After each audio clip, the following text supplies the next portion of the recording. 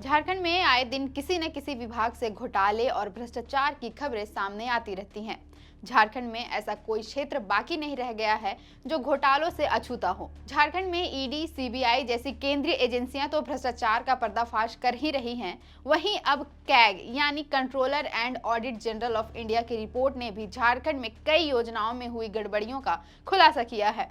झारखंड में direct benefit योजना यानी डीबीटी में भारी गड़बड़ी पाई गई है। यह गड़बड़ी महालेखाकार यानी कैग की रिपोर्ट में सामने आई है। झारखंड में पेंशन और छात्रवृत्ति वितरण में बड़ा फर्जीवाड़ा हुआ है, जिसका खुलासा महालेखाकार अनु फ्रांसिस डुंगडुंग ने 21 दिसंबर को प्रेस कॉन्फ्रेंस में किया। उन्होंने बताया कि झारखंड में छात्रवृत्ति के नाम पर 6 जिलों में 1 करोड़ रुपए का फर्जी वितरण किया गया है। वहीं डीबीटी के कार्यान्वयन में सामाजिक सुरक्षा पेंशन योजनाओं की उपलब्धियों के आकलन को लेकर की गई लेखा परीक्षा में कैग ने खुलासा किया कि राज्य में पुरुषों को जहां विधवा पेंशन का लाभ दिया गया, वहीं कम उम्र के लोगों को वृद्धा पेंशन बांटी गई।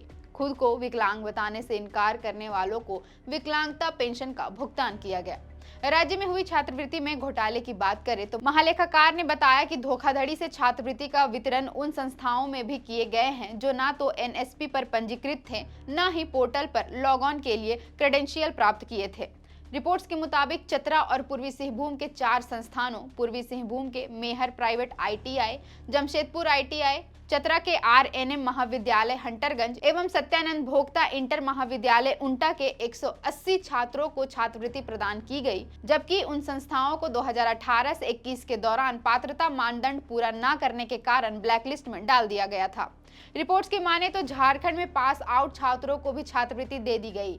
इसकी एवज में 5,74,000 रुपए का भुगतान किया गया। छात्रवृत्ति के भुगतान में ई कल्याण योजना प्रबंधन सॉफ्टवेयर में कमी पाई गई। दस्तावेज की जांच किए बिना 663 लाभार्थियों को 43,77,000 रुपए फर्जी तरीके से वितरित कर दिया गया। प्री मैट्रिक छात्रवृत्ति योजना के लिए ई कल्याण डेटाबेस से पता चला कि राज्य स्तर पर 2017 से 20 के वर्षों में 30,675 विद्यालयों में 2.96 लाख छात्रों के छात्रवृत्ति भुगतान में अनियमितता की गई। एक ही विद्यालय में एक ही कक्षा के पुनर्वर्तक छात्रों को 3 करोड़ 16 लाख की छात्रवृत्ति अनियमित रूप से दे दी गई।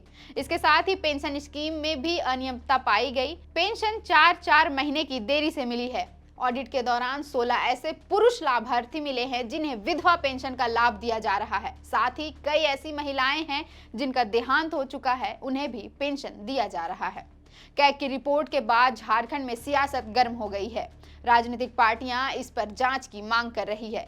न सिर्फ विपक्ष बल्कि झारखंड कांग्रेस भी कैग की रिपोर्ट में हुई गड़बड़ियों को लेकर जांच की मांग उठा रही है। विपक्ष का मानना है कि वर्तमान हेमंत सोरेन सरकार के कार्यकाल में जिस तरह से गड़बड़ी सामने आई है, उससे साफ जाहिर होता है कि झारखंड में किस तरह की सरकार चल रही है। पूर्व स्पीकर और भारतीय जनता पार्टी के रांची विधायक सीपी सिंह ने कैग रिपोर्ट पर प्रतिक्रिया व्यक्त करते हुए कहा कि राज्य में जब से हेमंत सरकार आई है, उस समय से प्रशासनिक व्यवस्था चरमरा गई है। कोई भी काम बगैर रिश्वत के नहीं होता है। सत्तारूढ़ कांग्रेस ने भी कैग रिपोर्ट के आधार पर जांच की मांग की है। कांग्रेस प्रदेश महासचिव राकेश सिन्हा ने कहा कि सरकार कैग की रिपोर्ट का अध्ययन कर इसकी जांच जरूर कराएगी और दोषी अधिकारियों पर कार्रवाई होगी। फिलहाल के लिए इतना ही। मेरा नाम है अवंतिका और आप देख रहे थे द फोर्थ पिलर .न्यूज। अगर आप चाहते हैं कि हमारे वीडियोस का नोटिफिकेशन आपको बिना देरी के मिलता रहे, तो आप इस चैनल को फॉलो और सब्सक्राइब जरूर कर लें। बाकी आप हमारे काम को लेकर कोई सुझाव हमें देना चाहते हो तो कमेंट बॉक्स में आप सादर आमंत्रित हैं। इसके अलावा हमारे वीडियोस आपको अलग अलग ठिकानों जैसे फेसबुक, इंस्टाग्राम, ट्विटर पर भी देखने को मिलेंगे, जिसके लिंक डिस्क्रिप्शन में डाल दिए गए हैं। शुक्रिया।